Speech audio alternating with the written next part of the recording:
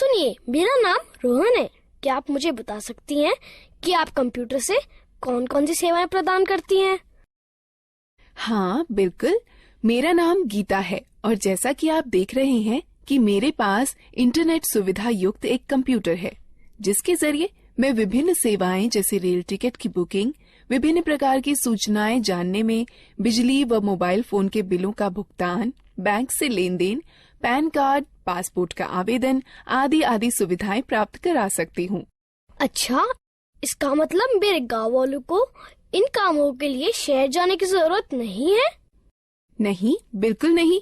यदि गांव में इंटरनेट युक्त कंप्यूटर सुविधा उपलब्ध है, तो गांव वालों को इन सुविधाओं को प्राप्त करने हेतु शहर जाने की आवश्यकता नहीं है। अरे, ये तो बहुत ही अच्छा है। मुझे पूरा विश्वास है कि यह सब जानकर गांव वाले भी मेरी तरह बहुत प्रसन्न होंगे। हाँ बिल्कुल, आप इन्हें गांव वालों को अवश्य बताइए। सुनिए, मेरा नाम राम प्रसाद है। आप कौन कौन सी ऑनलाइन सेवाएं प्रदान कर सकती हैं? क्या मेरे शहर गए बगैर आप मेरी बिजली बिल का भुगतान यहीं से करवा सकती हैं? मुझे यात्रा करने में बड़ी तकलीफ होती है। हाँ बिल्कुल, आप इतनी दूर गए बगैर अपना बिजली का बिल भुगतान यहीं से कर सकते हैं। ऐसा है तो ये मेरे लिए बहुत ही सुविधाजनक होगा। क्या आप कंप्यूटर के जरिए फसल के बाजारू भाव भी बता सकती हैं? हाँ बिल्कुल, मैं कंप्यूटर पर इंटरनेट के जरिए वर्तमान में फसल के भाव भी बता सकती हूँ। यह तो आश्चर्यजनक है कि हम ये सारी सुविधाएं गांव में भी प्राप्त कर सकते हैं।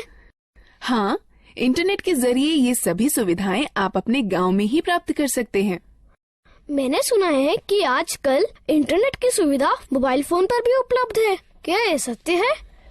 हाँ रोहन, न केवल मोबाइल फोन बल्कि आजकल लोग स्मार्टफोन अथवा टैबलेट पर भी इंटरनेट कनेक्शन का उपयोग बहुत सारे कामों के लिए करते हैं। यह सब सुनने में बहुत रुचिकर लगता है। क्या आप मुझे कंप्यूटर, स्मार्टफोन और टैबलेट के बारे में सिखा सकती हैं? बिल्कुल रोहन, कृपया बैठ जाइए। मैं आपको कंप्यूटर, स्मार्टफोन और टैबलेट के बारे में और अधिक बताती हूँ। बाकी आप लोग भी बैठ जाइए, जिससे मैं आप सभी को डिजिटल यंत्रों के बारे में और अधिक बता सकूं। सबसे पहले हम यह सीखते हैं कि कंप्यूटर क्या है। कंप्यूटर एक इलेक्ट्रॉनिक यंत्र है जिसका उपयोग आंकड़ों व सूचनाओं के संकलन व प्रसंस्करण के लिए किया जाता है। हम कंप्यूटर से क्या क्या कर सकते हैं? कंप्यूटर के जरिए मीलों दूर रहने वाले परिवार के सदस्यों व मित्रों से जुड़ा जा सकता है। रेल टिकट बुक कराए जा सकते हैं, बैंक खाते में लेन देन किया जा सकता है, सूचनाएं एकत्रित की जा सकती हैं, खेल खेले जा सकते हैं, गाने सुने जा सकते हैं और सिनेमा पिक्चर देखी जा सकती है। अब हम कंप्यूटर व उसके विभिन्न हिस्सों के बारे में सीखते हैं। प्रदर्शित कंप्यूटर दो भागों में विभाजित होता है, हार्डवेयर और सॉफ्टवेयर। कंप्यूटर व उससे जुड़े सभी उपकरणों को हार्डवेयर कहते हैं। किसी कार्य को पूरा करने के लिए कंप्यूटर निर्देशों की जिन समूह या समूहों का पालन करता है, उन्हें सॉफ्टवेयर कहते हैं। आपका मतलब है कि स्क्रीन पर दिखने वाले सभी आइकन्स सॉफ्टवेयर होते हैं? हाँ रोहन, सॉफ्टवेयर कंप्यूटर में प्रोग्राम होते हैं जिनसे हम भांति भांति के काम करते हैं। अब हमें विभिन्न उपकरणों के विषय में जानना चाहिए जिनसे कंप्यूटर बनता है। कंप्यूटर के 3 अंग होते हैं। पहला इनपुट डिवाइस, दूसरा प्रोसेसिंग डिवाइस, तीसरा आउटपुट डिवाइस। जैसे एक ट्रैक्टर को चलने के लिए डीजल अथवा पेट्रोल की आवश्यकता होती है, ठीक उसी तरह कंप्यूटर में डाटा भरने, निर्देश अथवा सूचनाएं संकलित कर विभिन्न कार्य करने के लिए उपकरणों की आवश्यकता होती है। कंप्यूटर में डाटा भरने, निर्देश अथवा सूचनाएं संकलित करने के लिए जिन उपकरणों का प्रयोग किया जाता है, उन्हें इनपुट डिवाइस कहते हैं। इन चित्रों को देखो, ये कुछ इनपुट डिवाइसें हैं जिनका प्रयोग कंप्यूटर में होता है। ये इनपुट डिवाइस निम्न हैं: pen drive, mouse, keyboard, CD, microphone. Keyboard और माउस प्राथमिक इनपुट डिवाइसें हैं। यह बिल्कुल टाइपराइटर के कीबोर्ड की तरह दिखता है। हाँ, इसमें कुछ अतिरिक्त बटन अवश्य है। सामान्य कीबोर्ड के बटनों के साथ इसमें कुछ अंक एवं विशेष बटन अवश्य होते हैं। क्या आप मुझे बताएंगी कि इन विशेष बटनों का प्रयोग किस लिए किया जाता है? अंक बटनों की सहायता से कैलकुलेटर की भांति कंप्यूटर में अंक भरे जाते हैं। नेविगेशनल बटन मार्गदर्शक बटन होते हैं जो मॉनिटर पर पेज देखने में सहायक होते हैं। प्रोग्राम में पेज अप बटन विषय के दिखने वाले भाग और कर्सर को स्क्रीन पर आगे बढ़ाता है। प्रोग्राम में पेज डाउन बटन विषय के दिखने वाले भाग और कर्सर को स्क्रीन पर पीछे करता है। प्रोग्राम में होम बटन कर्सर को विषय के आरंभ में ले जाता है। प्रोग्राम में एंड बटन कर्सर को विषय के अंतिम लाइन में ले जाता है। प्रोग्राम में ये तीनों बटन संपादन बटन कहे जाते हैं जो कंप्यूटर में पठनीय विषय में संशोधन करने में सहायक होते हैं। ज्यादातर लेख संपादन प्रोग्रामों इंसर्ट बटन का प्रयोग किसी लेख में शब्दों को भरने और लिखावट पर शब्दों के पुनर्लेखन में होता है। डिलीट बटन लेख संपादन प्रोग्रामों में एक एक कर अक्षर दाईं ओर मिटाता है। बैकस्पेस बटन लेख संपादन प्रोग्रामों में एक एक कर अक्षर बाईं ओर मिटाता है। ये 4 बटन किस काम के लिए प्रयोग किए जाते हैं? ये चारों बटन दिशा निर्देशक बटन कहलाते हैं। ज्यादातर लेख संपादन प्रोग्रामों में ऊपर की तरफ तीर के निशान वाला बटन कर्सर को स्क्रीन पर ऊपर की ओर ले जाता है। ज्यादातर लेख संपादन प्रोग्रामों में नीचे की तरफ तीर के निशान वाला बटन कर्सर को स्क्रीन पर नीचे की ओर ले जाता है। ज्यादातर लेख संपादन प्रोग्रामों में बाईं की तरफ तीर के निशान वाला बटन कर्सर को स्क्रीन पर बाईं की ओर ले जाता है। ज्यादातर लेख संपादन प्रोग्रामों में दाईं की तरफ तीर के निशान वाला बटन कर्सर को स्क्रीन पर दाईं की ओर ले जाता है। क्या तुम F1 से F12 तक के बटनों को देख रहे हो? यह बटन फंक्शन बटन कहलाते हैं। यह बटन कंप्यूटर पर सक्रिय प्रोग्राम के अनुसार निर्दिष्ट किए गए विशेष कार्य को निष्पादित करते हैं। ज्यादातर प्रोग्रामों में एस्केप बटन चल रही प्रक्रिया समाप्त कर देता है। कंट्रोल और अल्टरनेट बटन क्रिया परिवर्तन बटन है जो ज्यादातर प्रोग्रामों में विशिष्ट कार्य और माउस की क्रिया को या तो परिवर्तित कर देते हैं या तो बढ़ा देते हैं। विंडो बटन विंडोज के स्टार्ट मेनू को सक्रिय कर देता है। यह बिल्कुल वैसे ही होता है जैसे कि टास्क बार के स्टार्ट बटन पर क्लिक करने से होता है। अब तक हमने कीबोर्ड के विभिन्न बटनों के बारे में सीखा। अब हम माउस के बारे में सीखते हैं। माउस एक दिखाने, निर्देशन करने वाला यंत्र है जिसका प्रयोग कंप्यूटर स्क्रीन पर दिखने वाले विषय आइकन्स को इंगित कर उनसे परस्पर संबंध बनाने में होता है। आप देखेंगे कि जैसे ही माउस चलाया जाता है वैसे ही माउस चलाए जाने की दिशा में एक छोटा तीर स्क्रीन पर चलता है। इस तीर को पॉइंटर कहते हैं। पॉइंटर की सहायता से कंप्यूटर को प्रक्रिया के लिए डाटा व निर्देश उपलब्ध कराए जा सकते हैं। माउस पर 2 बटन भी होते हैं, बायां बटन और दायां बटन। माउस के दोनों बटनों के बीच में एक घूमने वाला चक्का भी होता है जिसकी मदद से प्रलेख या डॉक्यूमेंट और वेब पेज पर आसानी से चला जा सकता है। ये माउस द्वारा किए जा सकने वाले कुछ कार्य हैं। माउस के बाएं बटन को एक बार दबाकर स्क्रीन पर किसी प्रोग्राम को चुना जा सकता है।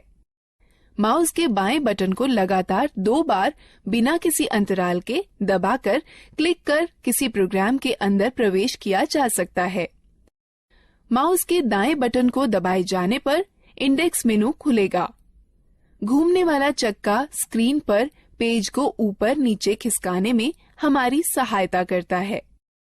जिस तरह दानों से भूसी निकालने या गेहूं को पीसने में ग्राइंडिंग मिल एक प्रोसेसिंग मशीन की तरह काम करती है, उसी तरह कंप्यूटर में वह यंत्र जो डाटा संग्रहण और संरक्षण को नियंत्रित करते हैं वह प्रोसेसिंग डिवाइस कहलाते हैं। कंप्यूटर प्रोसेसर या सीपीयू प्रोसेस की जाती है, फिर कंप्यूटर की मेमोरी या आरएएम में संरक्षित की जाती है। जिस तरह अनाज और भूसे को अलग अलग करने वाला थ्रेशर एक आउटपुट मशीन है, उसी तरह कंप्यूटर के साथ परिणाम को दिखाने के लिए जो यंत्र प्रयोग में लाए जाते हैं उन्हें आउटपुट यंत्र कहते हैं। मॉनिटर एक बहुत ही सामान्य आउटपुट यंत्र है। मॉनिटर स्क्रीन है जिसका प्रयोग आउटपुट जैसे शब्दों, अंकों व चित्रों को देखने में होता है। मॉनिटर दो तरह के होते हैं, कैथोड रे ट्यूब और flat panel display. Printer computer से प्रसंस्कृत डाटा लेता है जिसे सॉफ्ट कॉपी कहते हैं और उसे छापकर निकालता है जिसे हार्ड कॉपी कहते हैं। कंप्यूटर पर दिखने वाले किसी चित्र या लेख को सॉफ्ट कॉपी कहते हैं तथा उसी के छपे हुए को हार्ड कॉपी कहते हैं। प्रिंटर तीन तरह के होते हैं, इंकजेट प्रिंटर, लेजर प्रिंटर और डॉट मैट्रिक्स प्रिंटर। स्पीकर एक आउटपुट यंत्र जिसके द्वारा हम आवाज सुनते हैं। स्पीकर के बिना हम गाने अथवा आवाज विषयों आदि को सुन नहीं सकते। हेडफोन कंप्यूटर से आवाज आउटपुट देता है। ये स्पीकर की तरह होते हैं किंतु इन्हें कानों पर पहना जाता है, इसलिए एक समय में केवल एक ही व्यक्ति आउटपुट सुन सकता है। प्रोजेक्टर एक आउटपुट यंत्र है जिससे किसी लेख या चित्र को समतल स्क्रीन पर दिखाया जाता है। अधिकतर प्रोजेक्टर का प्रयोग सम्मेलनों में या प्रस्तुतिकरण में होता है जिसके द्वारा प्रदर्शित होने वाले कई लोग एक साथ देख सकते हैं। अब तक हमने कई तरह की इनपुट प्रोसेसिंग व आउटपुट डिवाइसों के बारे में जाना है। अब हम लोग मजेदार गतिविधि में भाग लेंगे। दीदी, कंप्यूटर सारा डाटा कहाँ संचित करता है? जिस तरह तुम्हारा दिमाग बहुत सी आवश्यक चीजों को याद रखने में तुम्हारी मदद करता है, उसी तरह कंप्यूटर डाटा संचित करता है जिसे कंप्यूटर मेमोरी कहते हैं।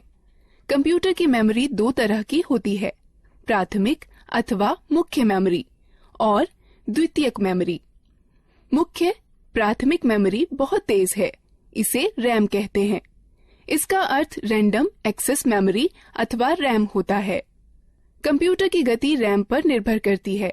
डाटा और निर्देश मुख्य मेमोरी में संचित रहते हैं, जहां से ये प्रोसेस कर रिजल्ट प्राप्त करने के लिए सीपीयू में पुनः प्राप्त किए जा सकते हैं। रैम वह मेमोरी होती है जहां सारे प्रोग्राम संचित किए जाते हैं। कंप्यूटर की गति रैम पर निर्भर होती है। कैश मेमोरी वह मेमोरी है जो रैम का अंग होती है और प्रोसेसर के बहुत पास होती है। इसका प्रयोग प्रोसेसिंग गति को सुधारने में किया जाता है। प्राथमिक मेमोरी सीमित होती है, इसलिए असीमित डाटा को सुरक्षित करने के लिए द्वितीयक मेमोरी का प्रयोग करते हैं। चूंकि कंप्यूटर द्वितीयक मेमोरी पर सुरक्षित डाटा को सीधे प्रोसेस नहीं कर सकता, अतः प्रोसेस करने के लिए पहले रैम पर उसकी नकल तैयार की जाती है। ये कुछ डिवाइस हैं जो द्वितीयक मेमोरी की तरह कार्य करती हैं, पेन ड्राइव, हार्ड डिस्क और डीवीडी। तो एक कंप्यूटर डाटा को अपनी मेमोरी में कैसे सुरक्षित करता है? कंप्यूटर सभी सूचनाएं केवल दो अंकों 0 और 1 में संचित करता है। एक अकेली बाइनरी डिजिट अर्थात 1 अथवा 1 0 को बिट कहते हैं। 8 बिट्स के ग्रुप को एक बाइट कहते हैं। इस सारणी को देखो, इसमें बिट्स और बाइट्स के बीच के संबंध को दिखाता है। निर्देश जो कार्य पूरा करने और हार्डवेयर को नियंत्रित करने के लिए प्रयोग किए जाते हैं, सॉफ्टवेयर कहलाते हैं। सॉफ्टवेयर प्रोग्राम्स निर्देशों का योजनाबद्ध क्रमवार समूह है जो कंप्यूटर को निर्देशित करते हैं कि क्या करना है और कैसे करना है। सॉफ्टवेयर दो प्रकार के होते हैं, एप्लीकेशन सॉफ्टवेयर और सिस्टम सॉफ्टवेयर। एप्लीकेशन सॉफ्टवेयर वो प्रोग्राम होते हैं जो उपयोगकर्ता को कंप्यूटर में विशिष्ट कार्य को पूरा करने में मदद करते हैं। माइक्रोसॉफ्ट वर्ड और open office draw application software के उदाहरण हैं, जो प्रोग्राम कंप्यूटर हार्डवेयर से सीधे जुड़े होते हैं। सिस्टम सॉफ्टवेयर कहलाते हैं। कंप्यूटर चलाने के लिए आपको एक ऑपरेटिंग सिस्टम की आवश्यकता होती है, जो एक सिस्टम सॉफ्टवेयर है। हमारे आगे बढ़ने से पहले इस एक्टिविटी में भाग लेते हैं। गीता, ये सब रुचिकर है। मैंने पहले कभी भी कंप्यूटर नहीं चलाया है।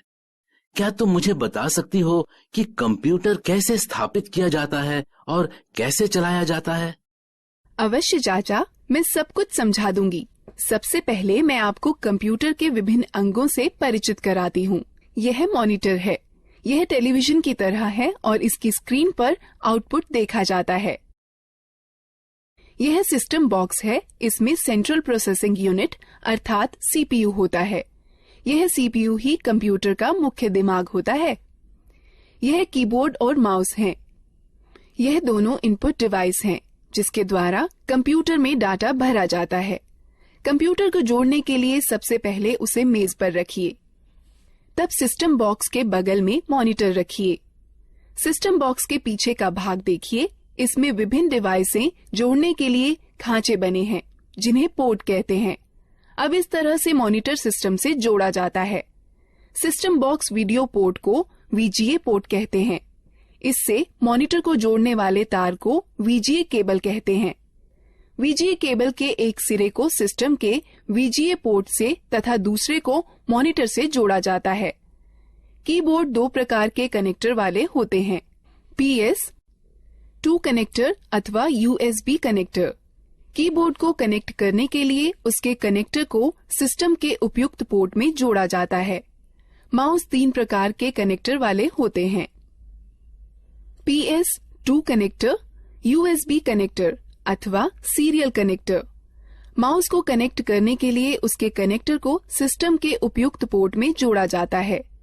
उसी तरह यदि आप प्रिंटर को जोड़ना चाहते हैं तो उसके कनेक्टर, जो इन दो में से किसी एक प्रकार का हो सकता है, समानांतर पोर्ट अथवा USB पोर्ट को सिस्टम के उपयुक्त पोर्ट में जोड़ दें। अब हम कंप्यूटर को बिजली के मेन बोर्ड से कैसे जोड़ सकते हैं?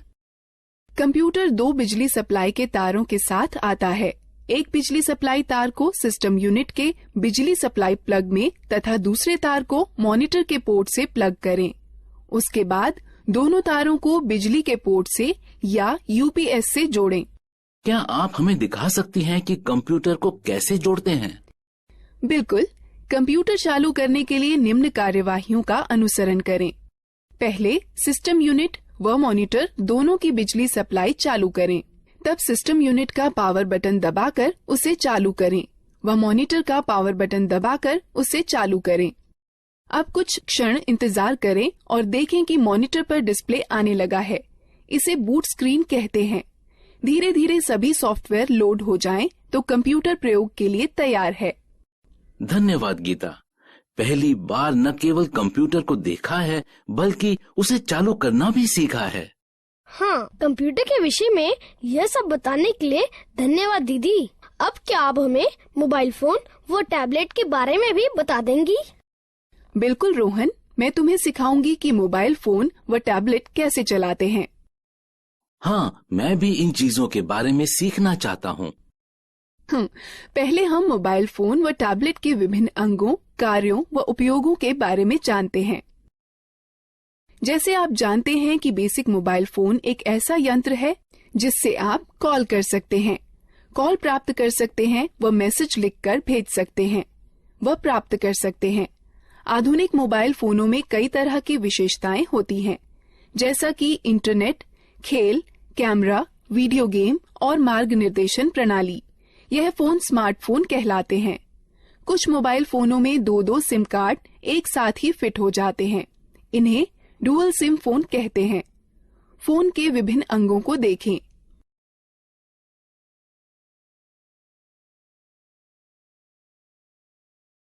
गीता, क्या तुम मुझे दिखा सकती हो कि फोन में सिम व बैटरी कैसे डालते हैं? बिल्कुल, बस निम्न प्रक्रियाओं का अनुसरण करें। पहला, फोन को स्विच ऑफ कर दें और पीछे का कवर निकाल दें। उसके बाद फोन की बैटरी निकाल दें।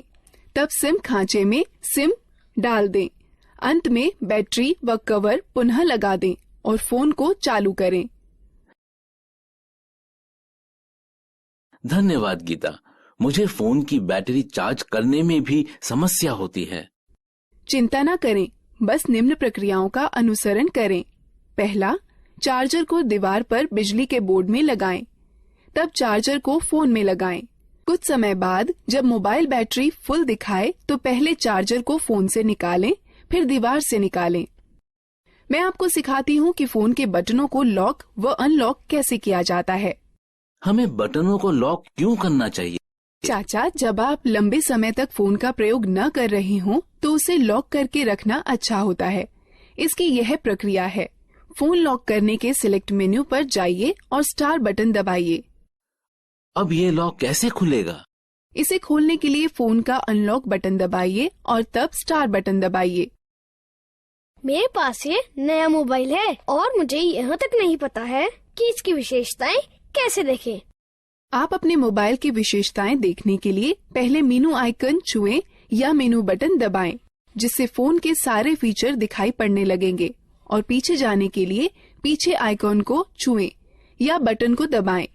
पुनः आरंभ में जाने के लिए होम आइकन को छुएं या बटन को दबाएं। बेसिक फोन अथवा टच स्क्रीन फोन रिंगटोन घंटी बदलने के लिए निम्न प्रक्रिया अपनाएं। बेसिक फोन के लिए पहले मेनू चुनें, फिर सेटिंग, तब टोन चुनें और फिर खिसक कर रिंगटोन पर जाएं। तब गैलरी खोलने के लिए खिसक कर गैलरी पर जाएं, जहां पर कई रिंगटोनों की सूची दिखाई देगी। अब आप अपनी इच्छा अनुसार टोन का चयन कर सकते हैं।